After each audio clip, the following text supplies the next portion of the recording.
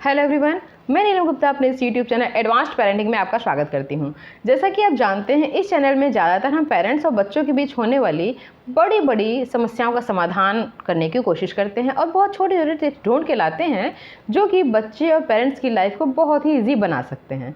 आज का हमारा टॉपिक थोड़ा सा पढ़ाई से अलग है, लेकिन बहुत ही इंटरेस्टिंग टॉपिक है।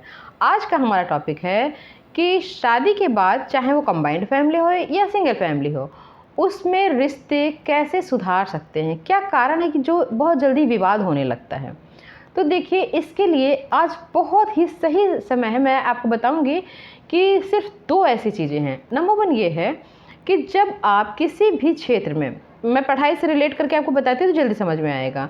किसी भी क्षेत्र में जब आप उसके मतलब क्वालिफाइड माने जाते हो, इसके लिए आपको, जैसे बीटेक, आपको एक इंजीनियर बनना है तो आप बीटेक करते हो 4 साल का, ठीक है। उसके बाद 1 साल की इंटर्नशिप भी कहीं करते हो, तब जाके आपको परफेक्ट माना जाता है कि आप इंजीनियर हो गए हैं। ऐसे जब आप एक डॉक्टर बनना चाहते हो तो आप 4 साल का एमबीबीएस प्लस 2 साल का पीजी करते हो, 4-5 साल का एमबीबीएस, भाई 5-7 साल आप उसको एज अ ट्रेनी, ठीक है, जिसमें आप समझते हैं कि इसमें अगर कोई गलती हुई है तो सबसे पहले अपना दोष हम समझेंगे। ये नहीं कि हम अदर जो दूसरा पक्ष है उस पर हम ब्लेम करेंगे, ठीक।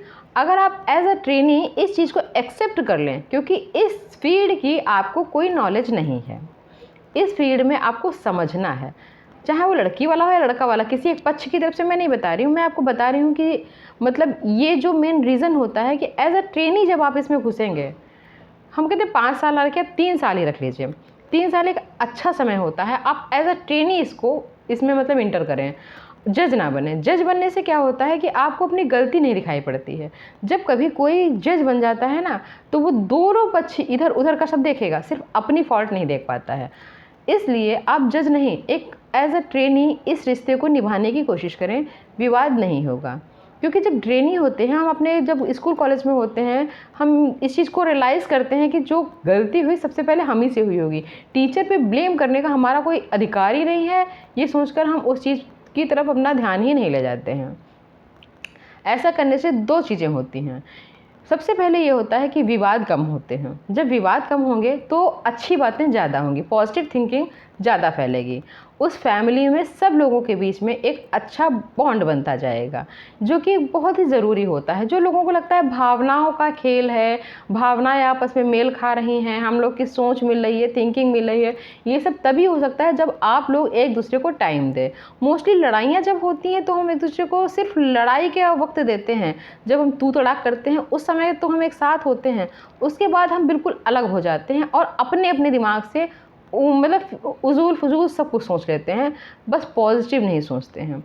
इसके मतलब विपरीत आप देखोगे, आप जब ट्रेनी की तरह बिहेव करोगे, आपको लगेगा कि इसमें मेरी गलती ही है, तो आपको उस फैमिली में एडजस्ट होने में थोड़ा थोड़ा करके टाइम जो है ना ज़्यादा आएगा। आप बातें करेंगे, बातें करने से आप लोग की फीलिंग शेयर होगी, आप लोग को आपस में एक दूसरे का मतलब क्या अच्छा है क्या नहीं है और किस समय किसको क्या अच्छा है ये सब भी पता लगेगा। देखिए, किसी भी फैमिली में, कंबाइंड या सिंगल फैमिली में, केवल लोगों की संख्याएं बढ़ती है, समस्याएं सेम होती हैं, चाहे सिंगल फैमिली हो चाहे वो बड़ी फैमिली हो। सिर्फ ये समस्याएं, जो मेन समस्याएं हैं, वो हमेशा हर फैमिली में ही रहेंगी। लोगों की संख्या बढ़ने से सिर्फ तवे की रोटियां 4 की 10 हो सकती हैं, समस्या तवा नहीं लगेगा, चिमटा नहीं लगेगा, इसका कोई वो नहीं है। रुपया खर्च तो होगा ही उतना। मतलब इस हिसाब से मैं एज एग्जाम्पल देके बताने की कोशिश कर रही हूँ, सिर्फ एग्जाम्पल के तौर पे। इसलिए ज़रूरी ये है कि सबसे पहले आप इस चीज़ पर ध्यान दें। नंबर 2, जो हमारा बहुत इंपॉर्टेंट चीज़ ये आती है कि जनरेशन गैप जो है, इसको कैसे करके आप सेम लाने की कोशिश ही मत करें। जनरेशन गैप है वो है, उसे कोई मिटा नहीं सकता है। जैसे कि बहुत पुराने लोग कहते हैं डायनासोर था, हमने नहीं देखा, आपने भी नहीं देखा, किसी ने देखा, ठीक है। उस समय की जो फीलिंग थी, जो बातें थी, वो उसके लिए होंगी, हम लोगों के लिए नहीं है। बहुत से ऐसे पक्षी हैं जो हम लोगों ने नहीं देखे, हमारे दादा लोगों ने, परदादा लोगों ने देखे।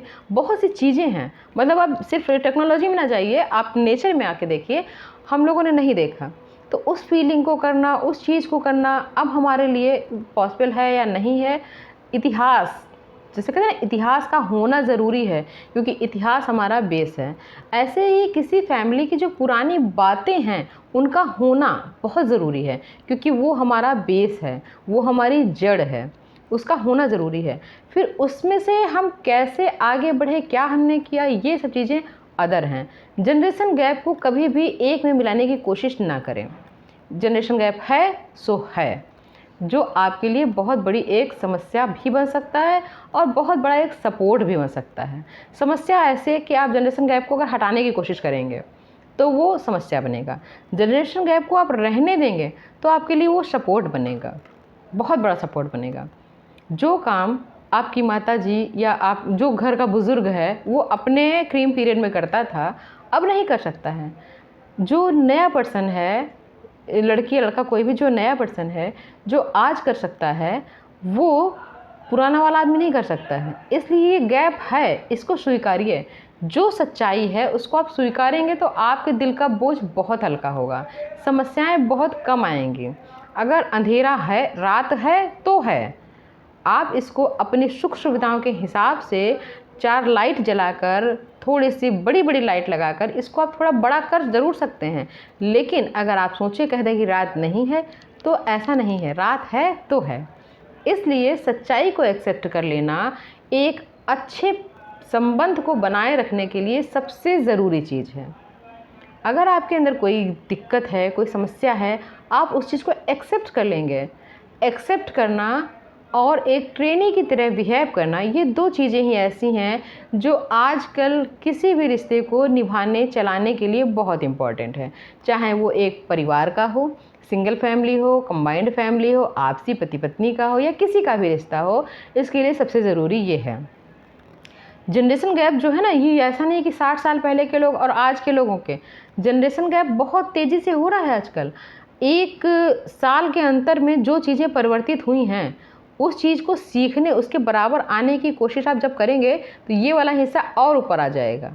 फिर आप यहीं पर तो रहे, तो ये गैप तो हमेशा बना रहना है, क्योंकि इसने भी मेहनत की और ऊपर हो गया, आपने मेहनत की, आप यहाँ तक आए, तो ये गैप तो हमेशा ही बना रहेगा। इसको भरने की कोशिश मत कीजिए, इसको स्वीकार कीजिए।